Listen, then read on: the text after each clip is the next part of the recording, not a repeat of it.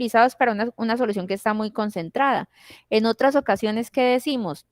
Le faltó sal a la sopa, ¿cierto? O le faltó azúcar al jugo, digamos, utilizando los mismos ejemplos de ahorita.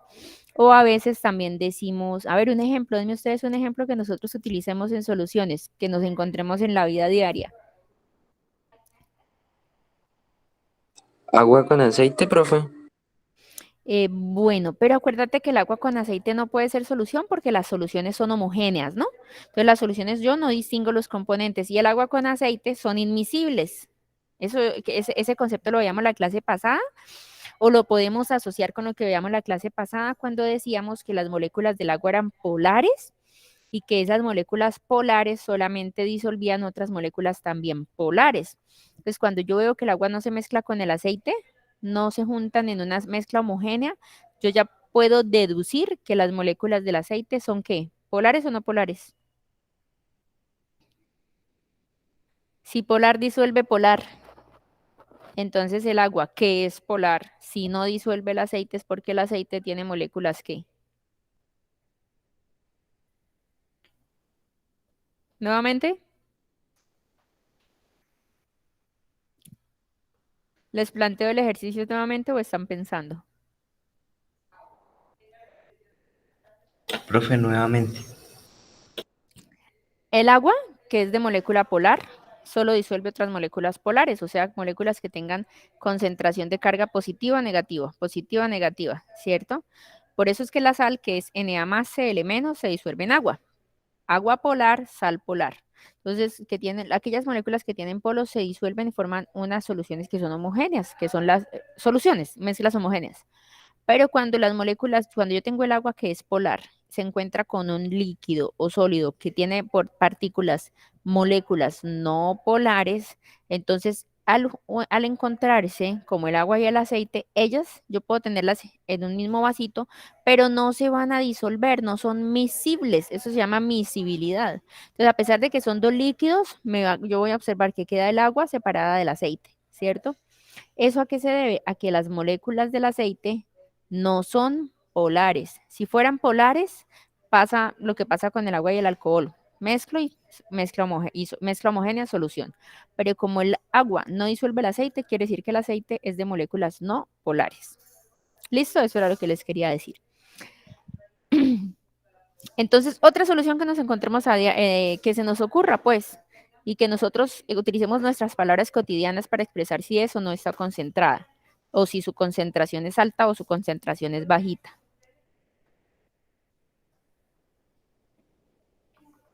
A ver, piensen. Que el café quedó muy amargo.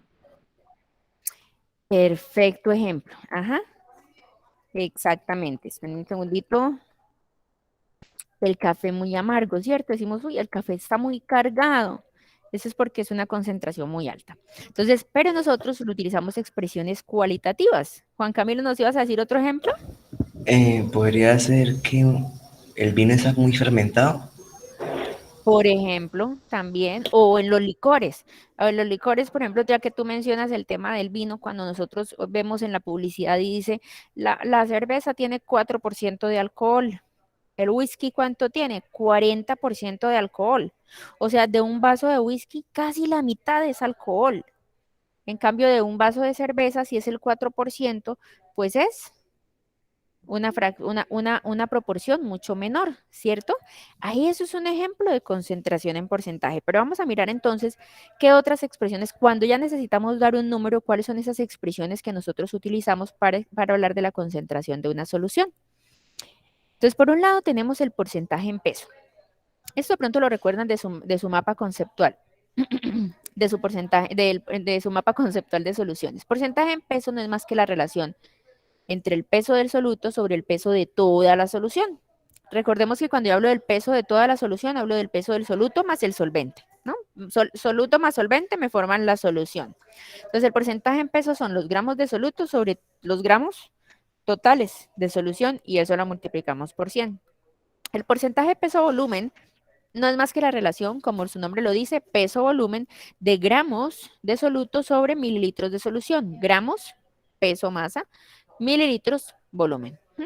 Entonces, gramos de soluto, por ejemplo, de sal o de azúcar, del sólido que esté disuelto, sobre los mililitros, o sea, de toda la solución, y lo multiplicamos por 100. Ahorita ya cuando vamos a ejercicios de aplicación van a ver pues la forma correcta de aplicar y de interpretar estas formulitas. Tenemos el porcentaje volumen-volumen. Su nombre lo dice, pues es la relación entre el volumen de soluto sobre el volumen de la solución, o sea, el volumen total, y lo multiplicamos por 100. Molaridad. La molaridad, la cual siempre vamos a representar con M mayúscula. Recuerden, por favor, que cuando yo trabajo en química, en física, en ciencias, en matemática, yo tengo que ser muy estricta con mis mayúsculas y mis minúsculas. Yo por eso les insisto en que la letra de Timoteo y esas letras artísticas son muy bonitas para las cartas de la novia, para las carticas del novio. Pero cuando nosotros estamos haciendo lecturas serias o estudios serios y formales científicos, tenemos que ceñirnos a la norma para evitar confusiones. Entonces, la molaridad la vamos a expresar con una M mayúscula. ¿Qué es la molaridad? Entonces, es la relación entre los moles de soluto sobre los litros de solución. Profe, y entonces los moles de soluto, igual que como trabajamos en estequiometría, si me dan gramos de una sustancia, la pasamos a moles y lo dividimos entre los litros de la solución. ¿Cómo se halla la molaridad entonces? Pues N, que me representa los moles de soluto, lo dividimos entre el volumen de la solución, que son los litros. ¿Listo? Entonces lo que vamos a tener que hacer es que pasamos la cantidad de soluto a moles y después dividimos por los litros de solución. Listo. ¿Qué otra expresión utilizamos? Tenemos las partes por millón o ppm. Las partes por millón o ppm las utilizamos para aquellas ocasiones en las cuales la concentración de un soluto es muy, muy, muy bajita. Yo les pregunto mucho, les pongo mucho el ejemplo de los exámenes de sangre. ¿Alguien se ha hecho aquí alguna vez un examen de sangre y ha detallado cómo vienen los resultados? ¿O han tomado un examen de sangre de la mamá, de la abuelita, del hermano, del bebé y han mirado cómo vienen los resultados? ¿O no? No, yo no. Nunca. Nunca, bueno. Resulta que los resultados de los exámenes de sangre siempre em, vienen en unas concentraciones, en unas columnitas después del examen, y esas columnitas bien expresan las partes por millón de cada sustancia. Entonces cogen la sangre, la colocan en una centrífuga y la analizan químicamente y dicen, miren, aquí hay tanto, qué sé yo, oxígeno, glucosa, si midieran mercurio, entonces mercurio, etcétera, y toda esa cantidad de sustancias que tiene la sangre la van colocando en lista, pero todas ellas vienen en partes por millón. Cualquier cantidad pequeña que se altere, me altera la sangre. Entonces, dame un segundito, dame un segundito. Entonces, ¿qué pasa? Que las partes por millón se utiliza para esos casos especiales donde la concentración de soluto es muy bajita, pero no por ser bajita deja de afectar la solución. Entonces, ¿qué es lo que vamos a hacer? Vamos a dividir los miligramos de soluto entre los kilogramos de solución. ¿Listo? Ahora, ¿qué es lo que pasa? Que como la concentración del soluto es muy, muy, muy bajita, pues los kilogramos de solución, si se trata de una solución acuosa, no estamos hablando de soluciones en agua, soluto y agua, cualquiera que sea el soluto con agua. Entonces, si nosotros utilizamos los miligramos de soluto y los dividimos en kilogramos de solución, va a ser lo mismo que utilizar, y por aquí me vengo a la derecha, los miligramos de soluto y dividirlo entre los litros de solución. ¿Por qué? Porque resulta que la densidad del agua, ¿cuánto vale? La densidad del agua. ¿Quién me recuerda la densidad del agua cuánto vale? Gabriel, ¿cuánto vale la densidad del agua?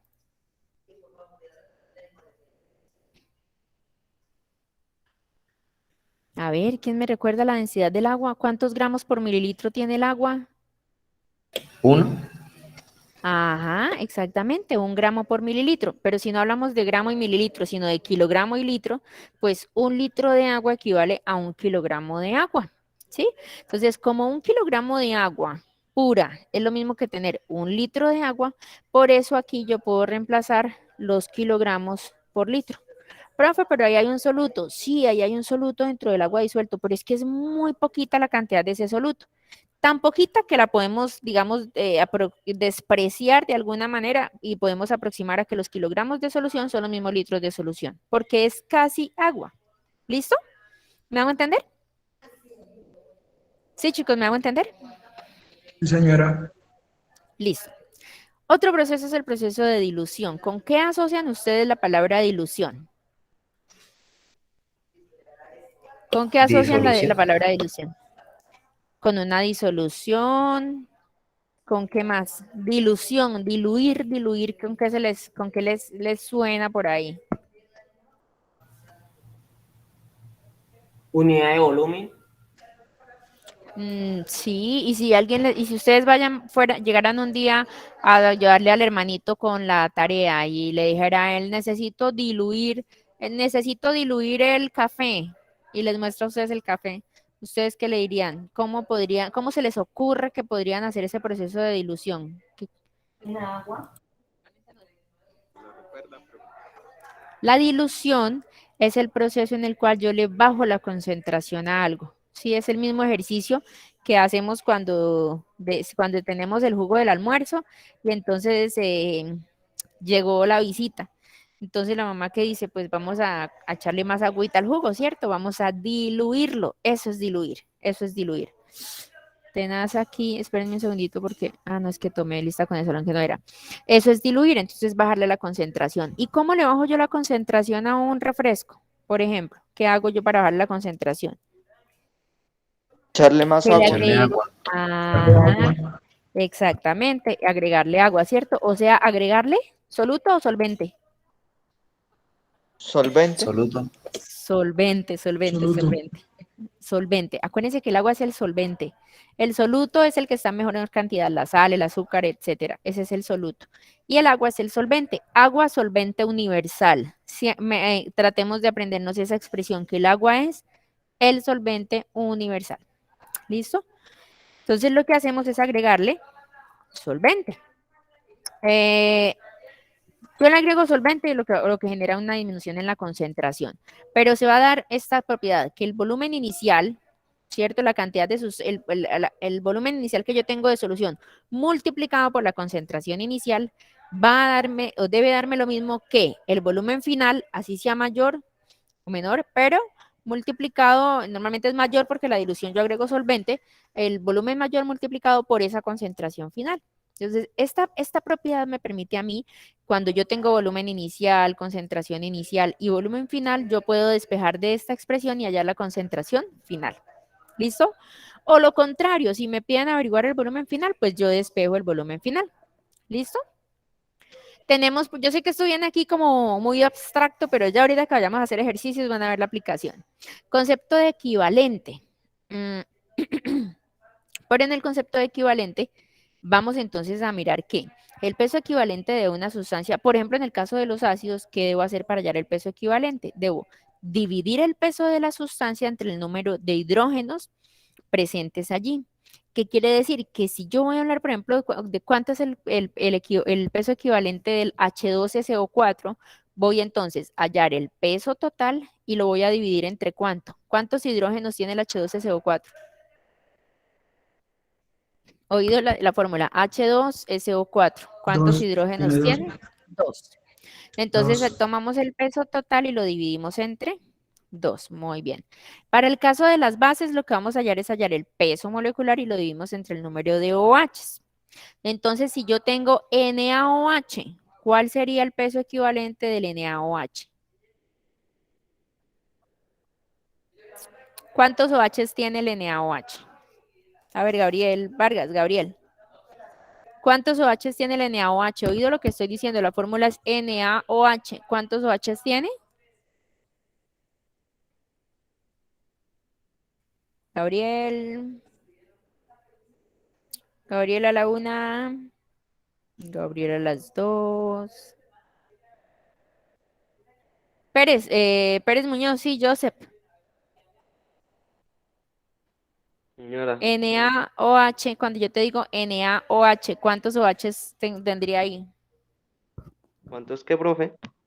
¿Cuántas veces estoy repitiendo el OH? Si yo te digo el hidróxido de sodio, NaOH, ¿cuántos OHs tengo ahí? Uno solito, NaOH. Cuando no tengo uno, cuando tengo más, por ejemplo, CaOH2. Listo, ahorita damos algunos ejemplos. Entonces, cuando yo tengo una base, lo que yo voy a hacer es que hallo el peso del compuesto y lo divido entre el número de OHs. Puede ser 1, puede ser 2, puede ser 3. Ya vamos a ver ahorita ejemplos. Y tenemos por último otra forma de expresar la concentración, que es la normalidad. La normalidad es el número de equivalentes, por eso la importancia de saber sacar el equivalente, el peso equivalente. Entonces yo saco el número de equivalentes del soluto y lo divido entre los litros de solución. Pero ¿cómo se mastica todo esto? ¿Cómo se asimila todo esto que venimos trabajando? Entonces vamos a mirar la siguiente. Vamos a mirar la siguiente imagen. A ver, espérenme un segundito. ¿Sí terminaron de copiar el cuadrito, las fórmulas? Sí, señora. Sí, bueno, listo. Vamos a mirar entonces aquí. Un momentito que me salió mal. Vamos a mirar entonces cómo sería aquí.